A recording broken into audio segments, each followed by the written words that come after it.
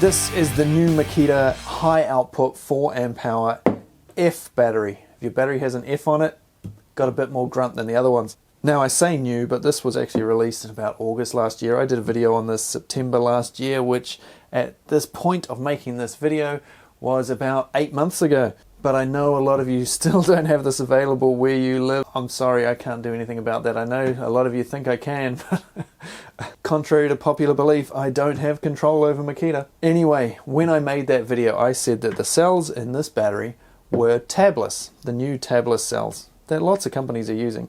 And a lot of people didn't believe me, including a lot of prominent YouTubers. And those people that love to say, I couldn't find it on the internet, therefore doesn't exist. If you think that everything on the internet is everything that exists, then boy oh boy, have you got a lot to learn about the world. The internet is a very small fraction of the available human knowledge and items available. And even if it is on the internet, the chances of you finding it, if it's something rare or new, are pretty slim. So yeah, don't trust Google, okay? If you're the sort of person that says, I don't believe you because I couldn't find it on Google, you need to take a long, hard look at yourself.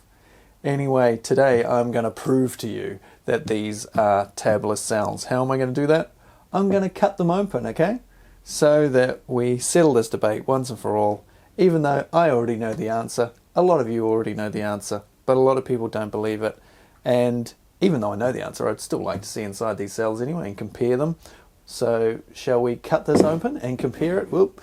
Compare it to an old school 4 amp hour battery as well. We'll take cells out of one of those, cells out of this, and we will see what they look like on the inside. And just like all good cooking shows, I have one here in a state that is a bit closer to what we need. So these are the cells that are inside your BL4040F. They are VX40 cells made by Murata. All the information is written on the battery just here. Top line there, US 21700, they're 21700 cells.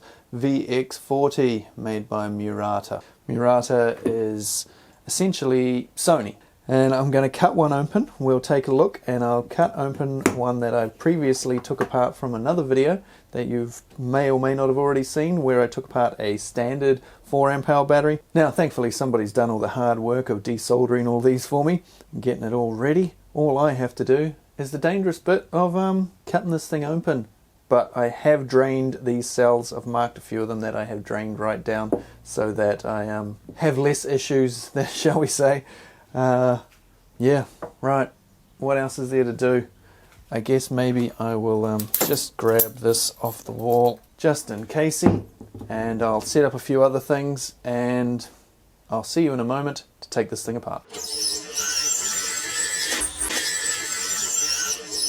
Just heard it make a noise. I think it was releasing pressure. Now, from my understanding, they do have a pressure release system in here so that for safety reasons to try and release pressure without explosions. As if you've ever watched videos of batteries going up in flames though, you'll know that don't necessarily work all that well. If I cut through it enough, still hanging in there a little bit. Voila. Now, some of you may be saying, that's a tab. That's a single tab going to the end there. Yeah, well, we haven't got into the actual cell of the battery yet. They will all have that, no matter what cell you're on. So this is like that pressure release sort of area that I was talking about. So the tabs that we want to look at are underneath this black section here. So I wanted to get that out of the way first, and then now we need to cut into the cell on each end, and then do a full length cut to take the outer metal casing of this cell off. A couple of close-ups here for those of you who are nerds and wish to see how this all works if you've never pulled one apart before, and show if there's any differences from other ones you're used to pulling apart. I'll remove the green wrapper next, just so that it's easier for me to see when I have cut through the metal of this cell. So the next cut we will do on this area here, where it's got sort of a cap on it, where they've sealed it once they've made the battery, and just here on the other end as well. Nearly in at this end. I don't know if this is a good way of opening up a battery cell or not, but it's the way I'm doing it. If it turns out to be a good way, then yeah, I'll put a link to this down in the description. Now, I saw that come loose. So, we now have that end off. Pretty basic on that end, no pressure release. This was inside with the tab through like so. I'll protect it to keep it off all the tabby areas. Annoying trying to do this on camera. A blue film there which is just pushed over the edges of all the folded over tabs, because as you should hopefully see if we get this open, a tabless cell is kind of like a multi-tab cell. If you saw my other video on this battery, then you will have seen me explain how it all works, and I did make a mock-up of the inside of one of these batteries. You can sort of see what I think of all the compressed ends. Basically the short little tabbed bits on the end of these. Well, you'll see this better when I get it open hopefully, but that's a first look at the negative end here. Let's now cut into the positive end. Now, some of you have already no doubt thought and said out loud, isn't this a little bit dangerous, Mr. Tools? Should you really be doing this? I think the most dangerous part is still yet to come. The most dangerous part, from my understanding of doing this, is the two different layers inside this battery. The anode and the cathode coming in contact with each other, which could easily happen with the way I'm cutting this. If I puncture through the layers, then they could, in theory, ignite. I have drained this battery cell as much as possible, so to help eliminate some of the danger. Are we through here? She's a wiggling. Alright, so that's taken off that cap area. Let's pull all this off. Right, now's where it starts getting scary, if those layers all mix. Now's the time to put on some gloves, I think. Take heed. It's letting off an interesting smell. This might be about to be a very different video. Get the fire extinguisher ready. Move my phone away. Keep the cameras rolling, Tony. You never know what might happen here, mate. I have to cut it lengthways now. Now, this is the bit I haven't actually worked out how I'm going to do yet. Might need something a little more heavy duty than this blade. Don't really want to get a Dremel type tool out though. Don't want to cut through too far. So, bear with me. We'll get there eventually.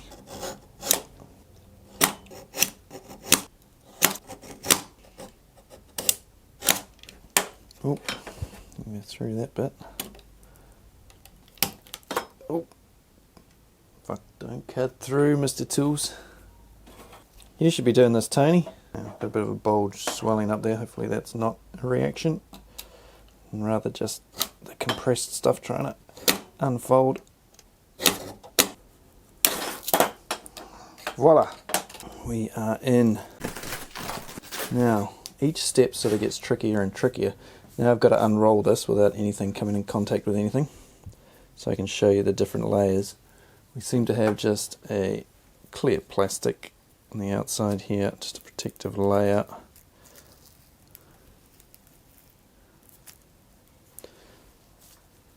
What we need to do is find the proper edges of these layers. You see one I've damaged here. Now the cathode and the anode in this thing, one of them is going to be copper as far as I'm aware, and the other one will be aluminium probably. And those are smeared, shall we say, in this stuff here, which is, well, I've gone through a few layers here.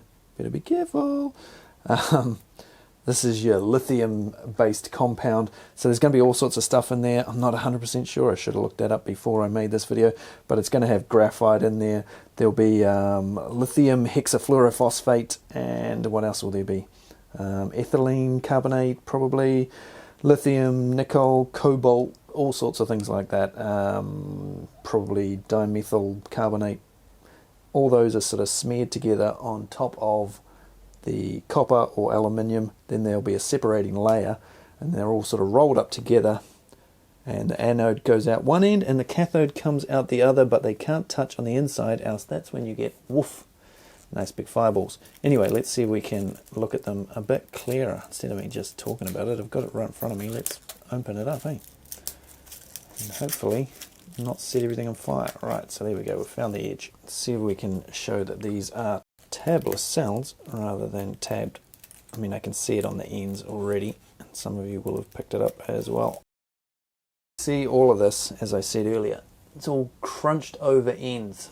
So it's like tons of little tabs or little cuts that they've made along the edge, and then they fold them all over, and they do that on both ends, and that's why we've got all this aluminium foil at one end.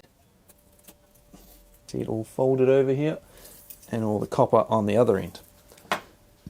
When I cut another one of these open, if I don't set myself on fire with this one, it'll be the tabbed cell, and we'll be able to see the difference. Okay, so take note of what these ends look like. Let's unroll this. Make sure it doesn't touch any other metal and stuff like that. It's amazing to think that this powdery substance here that's flaking off everywhere is what makes you money with your power tools. Unfortunately, by the looks, I've damaged this end and I'm not unfolding it properly, and so the bit we want to see, the tabless bit, is a bit damaged by the looks. Let's see if we can get that back on track. It's all a bit tricky. They don't really design these to be pulled apart and examined. Just here you can see, I don't know how clear it is on the camera, all the folded over bits.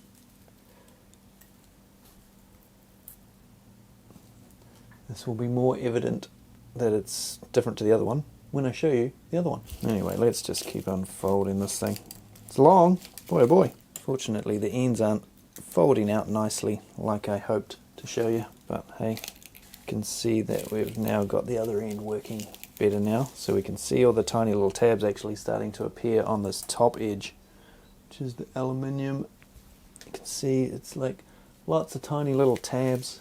Hopefully you can see that. I'm just trying not to get these two different layers mixing together here. Now, one thing that I can't get through to you on the camera is the smell. It is quite pungent actually. Far out as long, it's just about touching the floor. Amazing what they jam inside a tiny little battery cell. 21 millimeters in diameter, about 2 meters long. Whew. This can't be good in breathing all this in. The things I do for a YouTube video, eh? Right, where's the center of this thing? It's gonna be a little coil in the center, is it? A rod. What do we got? Oh, I've broken the layer underneath. No, we're right down to nothing. It's just ends as foil. Shit. That's what I didn't want to happen. Took my mind off the prize for a moment and stuffed up. Well, I'll just completely peel that off now, off shot. And we'll look at each layer one by one. Not that there's a lot to see, to be honest. So here's our copper layer. Phew, smell. Whew, that's not a reaction happening. Wow, very strong. Got the other one sitting on the floor behind me here. If it goes up, it's going to shoot straight up my leg. So in this particular battery cell, this is the cathode. This was touching the negative end, if I do recall. There's not a lot of chemical on it. Most of it is on the stuff on the floor behind me.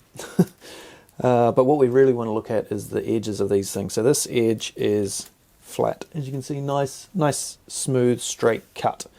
Now, on a tabbed battery cell, it should be like that on both sides. And on a tabless, you'll get one straight side like this, and the other side, which you want touching the contacts on your battery, has all the tiny little cut tabs, basically. Tabless cells have tons and tons of tabs, so all these are folded over at the end. So all the chemical reaction, all the power that's got to flow through this battery can just go straight up through there and out the ends. That there is the longest distance anything should have to travel. It can just go straight up like that. Whereas if this was a tabbed cell, then this straight edge would be the same on this side, and the chemical reaction in your battery, all the power, all the juice has got to flow all the way down this whole length of this thing, and this thing is long. Look at that. That's a lot of material. There's a lot of copper in this tiny little cell. So it's got to flow the whole length of that through everything to get to a tab that'll be welded at one end. At least that's my understanding of it, and hopefully we'll prove that when I open up the next battery cell. I'll now just bring up what's on the floor and you can have a look at that. I'll get this out of the way first. So this is the anode and it's on aluminium. Same again, straight side and a side covered in lots of little slits, lots of little tabs. And then there's a plastic protective barrier between each layer so that they don't mix and cause your battery to erupt. So if we peel this off, you'll see that that's the material attached to our aluminium. And on the other side, the lithium and graphite and everything that would be attached to the copper. So those protective layers there, keep them apart, stop things from bursting into flames. But for this particular video, what we're really interested in is that edge. So now I need to cut open another cell. I'll cut open a cell from a BL4040 instead of a BL4040F, and we will take a look to see if this is not present and that it has a welded on tab at one end.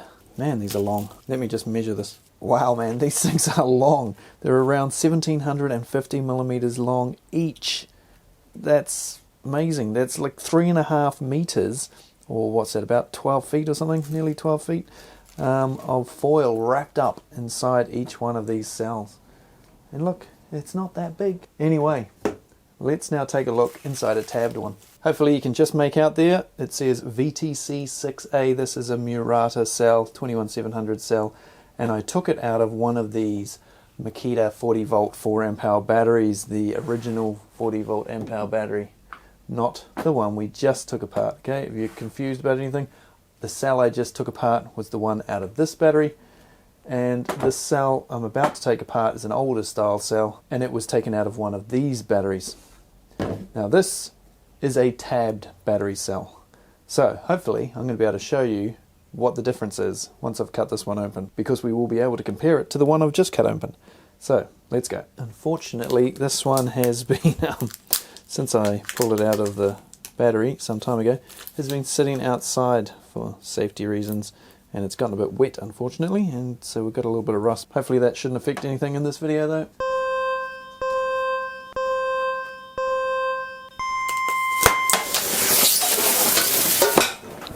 Jesus!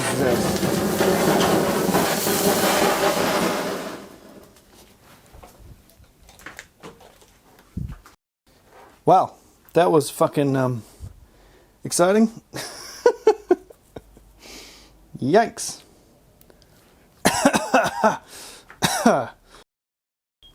Fuck a duck.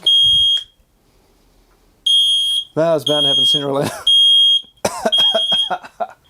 Had a bit of a mishap on the second one I tried to take apart. And she's nice and hot there. Woo, look how red that is. Fucking hell. Wow, that was lucky. I forgot to test the voltage was on that one. Shit. Fucking hell. Oh, lucky that didn't set all the fucking shit on this bench on fire. Fucking hell. That blue shit everywhere. A lot of black shit floating around in the air too. Whew. After that first one I thought, oh, what are people worried about, man? Fucking easy. Safe as. Now I've got a bit of a shake going on. Now I don't know if I want to carry on with this fucking video, damn it. Welcome to this week's episode of Tools and Stuff fucking shit himself. Okay, I'm just going to turn the camera off now and just check that there's nothing going to catch on fire, and I'll get back to you in a moment.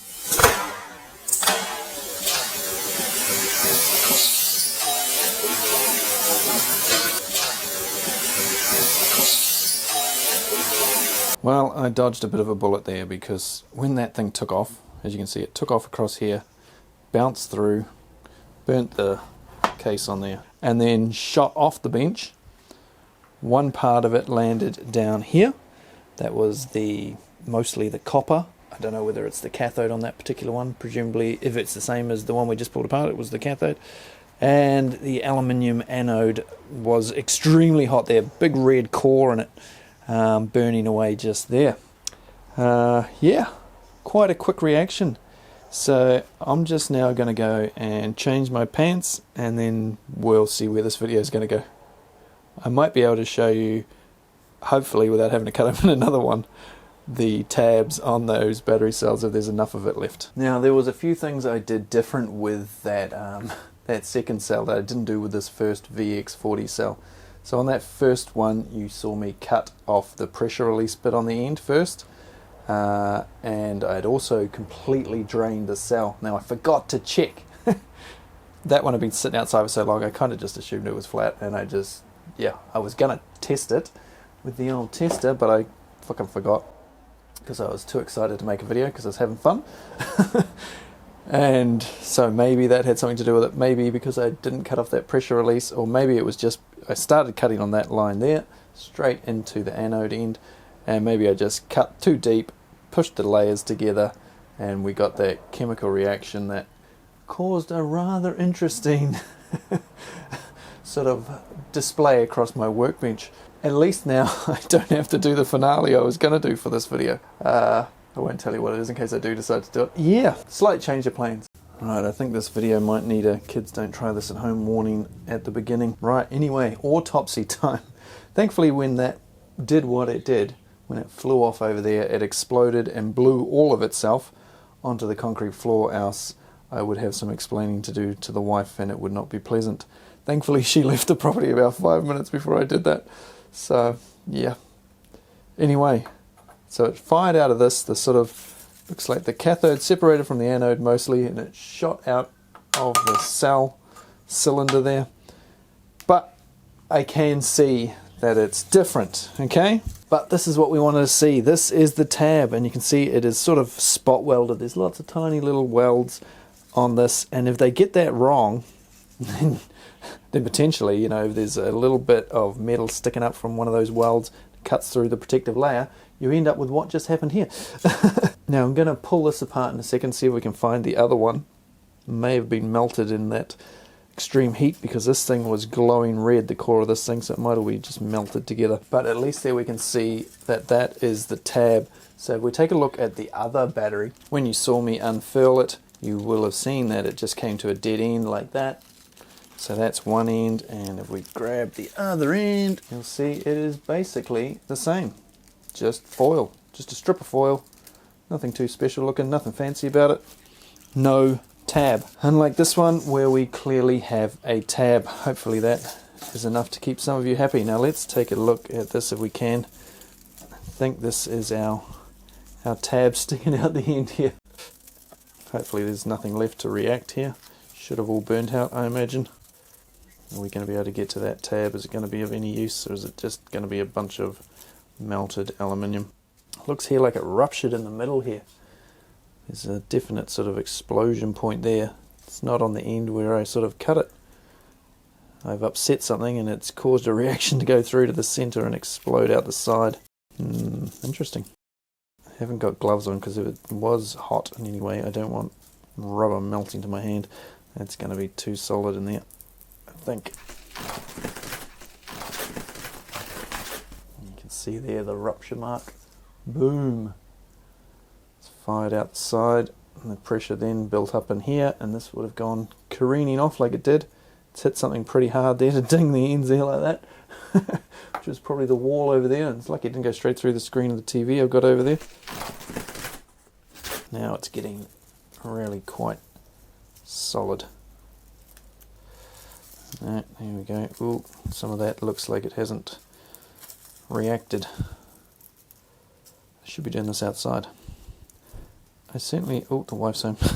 Certainly won't be doing this again in the near future, and if I do ever do it again, I will not be doing it inside. It will definitely be out in the open in a space where I can't set anything on fire.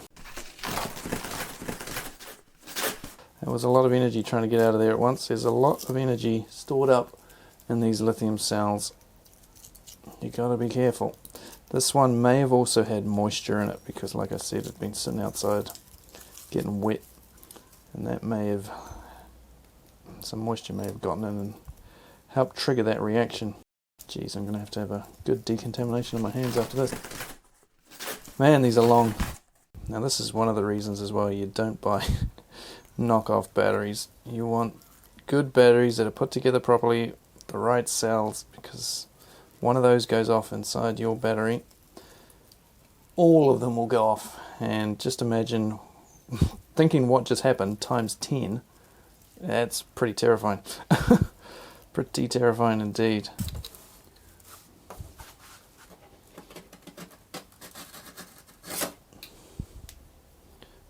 now, actually, before we totally pull that to bits, now that we're at this point, you can see this is a smooth edge piece of metal. The aluminium and the copper, dead straight and smooth. Same on this end. Okay, doesn't have all the folded over bits like we saw in the previous battery. And of course in the center we're going to find a tab. Things I have to do just to prove these things to you people, I don't know.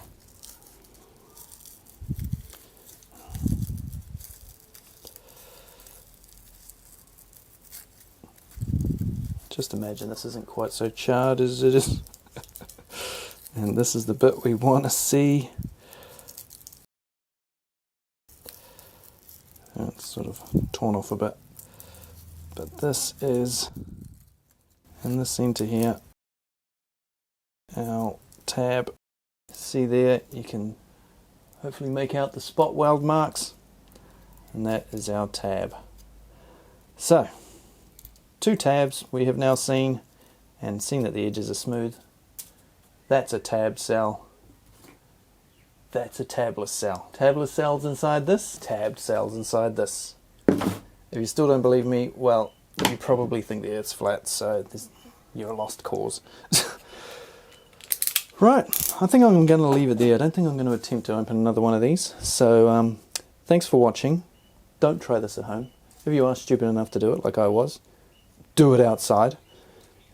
Make sure you drain the cells first. Make sure they're not wet. Make sure they're not old and corroded. And probably cut off the release bit first, so that, yeah, maybe that makes a difference. I don't know. Not an expert in such things. And I don't think I want to be now. So, thanks for watching. Lots more Makita stuff coming up, particularly if you like 40 volt stuff. There is a heap of cool things coming out this year. And look after your batteries, okay? Don't buy fake batteries. Buy good batteries. Look after them. And I'll see you on another one soon. Cheers. Wish I had some other cameras set up that caught all of that on video. Oh well. Had a bit of a mishap on the second one I tried to take apart. And she's nice and hot there. Woo! Look how red that is. Fucking hell.